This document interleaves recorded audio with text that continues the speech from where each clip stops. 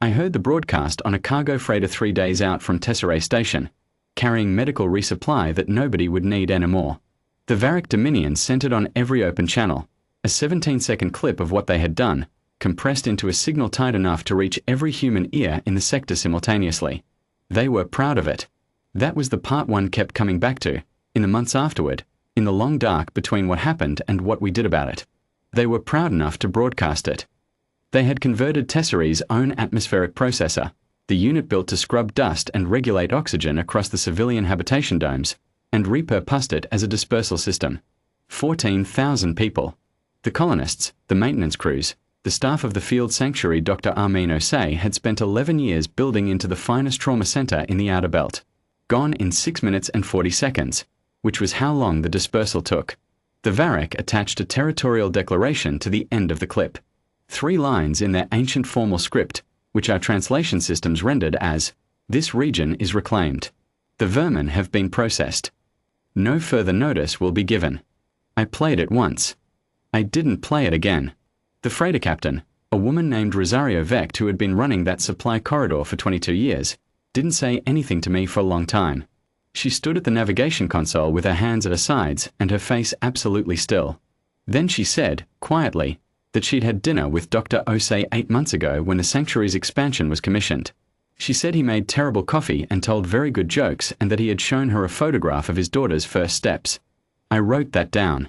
I wrote everything down. It was the only thing I knew how to do.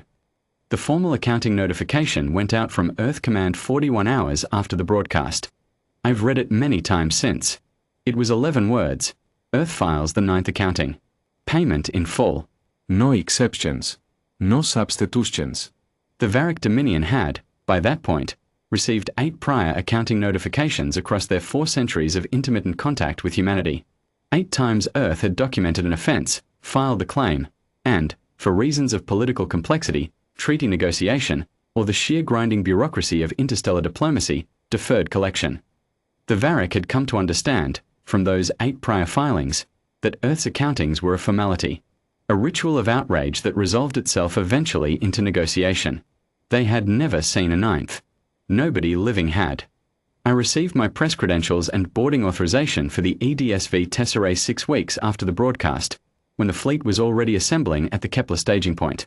They had renamed the flagship deliberately. Command doesn't usually do things like that, doesn't usually let grief touch the operational record. But someone at the top of Earth Defense had decided that the ship leading the accounting should carry the name of what the accounting was for, so that every crew member who walked her corridors would remember, every day of the transit, what they were going out to balance. I found out later that the proposal had originated with a junior signals lieutenant who had lost her mother on Tessarae. Command approved it in under an hour. I came up the gangway on a Tuesday morning, sector time, and stood on the observation deck while the fleet finished closing formation around us. I had been a war correspondent for 19 years. I had covered 3 fleet actions, 2 planetary sieges, and the Orendal border conflict that had dragged on for 7 years and ended with a treaty nobody liked. I had never seen anything like what was assembled at Kepler Point. 14,000 ships. The number was not an accident. Earth Command had pulled from every active theater, every reserve squadron, every refit yard that could turn a whole combat ready in 6 weeks. When a logistics officer named Carver briefed the press corps on the 3rd day of transit, she explained it simply. The accounting had been filed at 1 ship per confirmed Tessarae casualty. When the final death toll came in at 14,008, Command had added 8 vessels from the honor guard pool to bring the total to 14,008. Every name on the Tessarae roster corresponded to a hull. Dr. Osei was the Mercy Station. The 2 children found in the records of the Sanctuary's pediatric ward were the Infant Ward Alpha and the Infant Ward Bravo, which were the most heartbreaking ship designations I had ever recorded in 19 years of this work, and I set that down in my notes and didn't look at it again until the accounting was over. The Varek Dominion, for their part, responded to the accounting notification with silence for 3 weeks. Then they transmitted a counter-declaration that our systems translated as something between amusement and contempt. They noted that they had received prior accountings and that those accountings had not been collected. They noted that human fleets had not previously approached Varek space in numbers sufficient to be interesting. They invited Earth Command to reconsider, suggesting that the Dominion was willing to discuss, at some future date, the formal status of the Outer Belt colonies, by which they meant they were willing to decide how many more of those colonies they intended to process. Fleet Admiral Yusra Bekele sent back 4 words: in transit. ETA, confirmed. I was on the bridge when the Varek homeworld came onto the main display. 18 days out from Kepler Point, and the fleet had not lost a single hull to mechanical failure. I had not expected that. 14,000 ships, 18 days, 0 losses. Carver had told me early in the transit that the maintenance crews had worked the longest continuous hours in the history of Earth defense to achieve it. She said it without particular pride. She said it the way you say something that was simply necessary and was done. The Dominion had positioned their defense perimeter at the standard treaty exclusion distance, a formality that assumed the arriving force would stop. The exclusion distance was designed for a fleet of 40 or 50 ships, the largest force any spacefaring civilization had historically sent as an aggressive demonstration. It was designed for the kind of force that wanted to negotiate from a position of strength. We were 14,008. Admiral Bekele did not stop at the exclusion perimeter. She reduced speed at 400,000 kilometers out because the operational parameters required a precise formation approach, and precision takes time. I watched her at the command station in the center of the bridge, a small woman, late 50s, grey at the temples, who had been born on a colony world herself and had joined Earth Defense at 19 and risen through 36 years of service to command the largest fleet humanity had ever assembled. She was drinking coffee. She had been drinking coffee every time I saw her, and I later learned she hadn't slept more than 4 hours at a stretch since the Tessarae broadcast came in. The Dominion opened fire at 320,000 kilometers. It was, I'm told, a tactically reasonable decision, their best option, their strongest defensive posture. They had approximately 400 military vessels, which against 40 or 50 would have been a credible deterrent. Against 14,008, it was arithmetic. I won't detail what happened in the next 9 hours, because that is not what I was sent to witness.